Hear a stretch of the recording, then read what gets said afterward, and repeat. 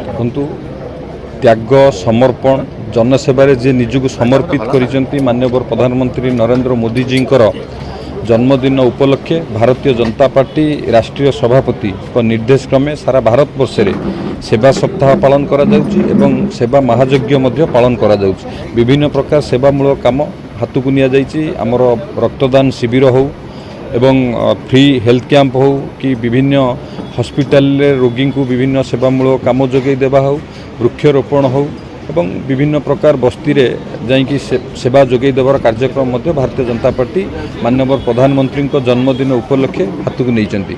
तो सही परिप्रेक्षी रे आज पारादीप निर्वाचन मंडली रे पारादीप ठारे ब्लड डोनेशन कैंप आयोजन करा जाइछि। एठी बहु युवक माने एठी आसी ब्लड आगे आछंती ब्लड दबा पई एवं प्रति वर्ष मध्य यह आयोजन करा जाए मोदी जी जन्मदिवस उपलक्षे।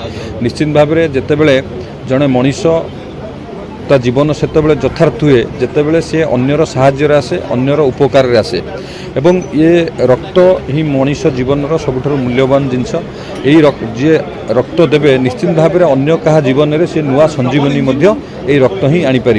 तो से जो डोनर माने ब्लड दौरान जो रक्तदाता माने रक्त दौरान तांको समस्त को हृदय धन्यवाद कृतज्ञता जनाऊँगी। महत् कर्म समस्ते आगे आसी माननीय प्रधानमंत्री जन्मदिवस उपलक्षे ये कार्यक्रम आयोजन करा जाइछि।